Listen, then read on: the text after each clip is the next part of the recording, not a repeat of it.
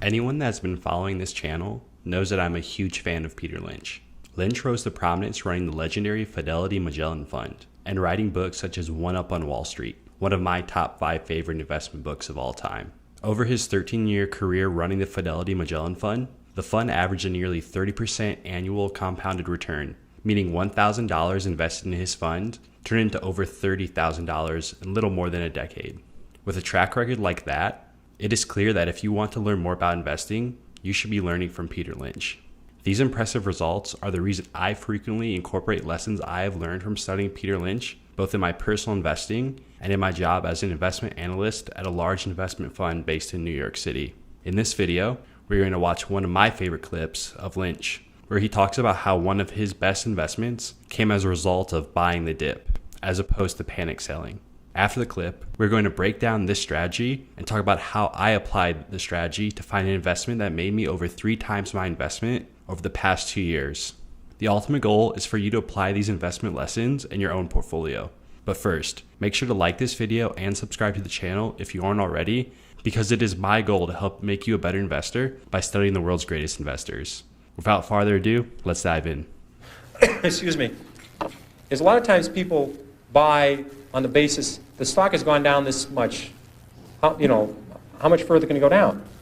I remember when Polaroid went from 130 to 100. People said, "Here's this great company, great record. If it ever gets below 100, just buy every share." And it did get below 100. A lot of people bought on that basis, saying, "Look, it's gone from 135 to 100. It's now 95. What a buy!" Within a year, it was 18. And this is a company with no debt. I mean, this is a company. It was just so overpriced. It went down. I did the same thing in my, I think my first or second year of Fidelity. Kaiser Industries had gone from $26 a share to 16. I said, "How much lower can it go?" It's 16. So I think we bought one of the biggest blocks ever on the American Stock Exchange of Kaiser Industries at 14. I said, "It's gone from 26 to 16. How much lower can it go?" Well, at 10, I called my mother and said, "Mom, you got to look at this Kaiser Industries. I mean, how much lower can it go? It's gone from 26 to 10. Well, it went to 6, it went to 5, it went to 4, it went to 3. And now I am fortunate this happened rapidly, or I would probably be still caddying or be working at the Stop and Shop, but it happened fast. So I was able to, it was compressed. And at 3, I figured out, there's something very wrong here, because Kaiser Industries owns 40% of Kaiser Steel, they own 40% of Kaiser Aluminum, they own 32% of Kaiser Cement, they own Kaiser Broadcasting, they own Kaiser Sand and Gravel, Kaiser Engineers, they own Jeep, they own business after business, and they had no debt. Now, I learned this very early. This might be a breakthrough for some people. It's very hard to go bankrupt if you don't have any debt. It's tricky. Some people can approach that. It's a real achievement. But they had no debt, and the whole company at 3 was selling at about $75 million. At that point, it was equal to buying one Boeing 747. I said, "There's something wrong with this company selling for $75 million. I was a little premature at 16, but I said, "Everything's fine, and eventually this will work out." And what they did is they gave away all their shares to their shareholders. They passed out shares in Kaiser Cement, they passed out shares in Kaiser Aluminum, they passed out their public shares in Kaiser Steel, they sold all the other businesses, and you get about $50 a share. But if you didn't understand the company, if you're just buying on the fact the stock had gone from 26 to 16, and then it went to 10, what would you do when it went to 9? What would you do when it went to 8? What would you do when it went to 7? This is the problem that people have, is they sell stocks because they didn't know why they bought it, then it went down, and they don't know what to do now. Do you flip a coin? Do you walk around the block? What do you do? Psychiatrists haven't worked so far. I've never seen them running in. The psychological psychiatry fund, I've never seen listed for with the SEC to make it through as a mutual fund. So they haven't seemed to help. I've tried prayer. That hasn't worked. So if you don't understand the company, you have this problem when they go down. Eventually, they always come back. This one doesn't work either. People think RCA just about got back to its 1929 high when General Electric took it over. A lot of double knits never came back. Remember those beauties? Floppy disks, Western Union. The list goes on and on. People saying it'll come back. Well, it doesn't have to come back. Here's another one you hear all the time. It's $3. How much can I lose? I've had people call me up saying, "I'm thinking of buying this stock at 3. How much can I lose?" Well, again, you may need a piece of paper for this, but if you put if you put $20,000 in a stock at 50, or your neighbor put $20,000 at 50 into the stock, and you put $20,000 in at 3, and it goes to zero, you lose exactly the same amount of money, everything. And people say it's 3, how much can I lose? Well, if you put $1 million on it, you can lose $1 million. Just the fact that stock, this may be a reason to research a stock.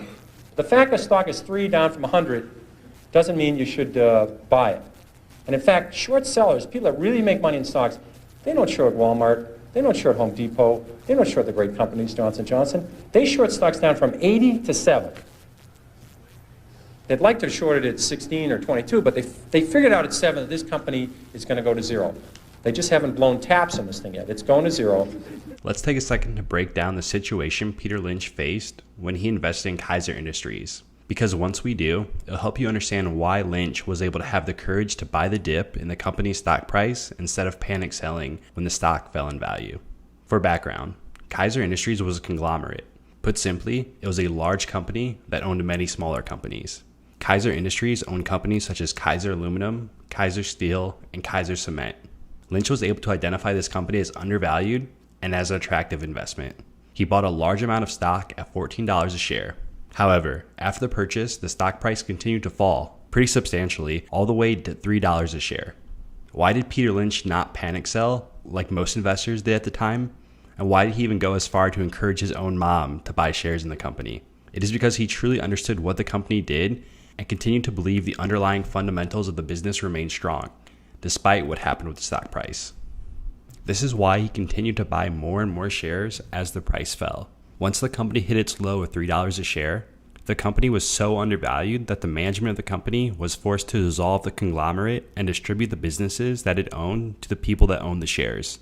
For every 100 shares a shareholder owned of Kaiser Industries, a stockholder got 25 shares of Kaiser Aluminum, 13 shares of Kaiser Steel, and 7 shares of Kaiser Cement.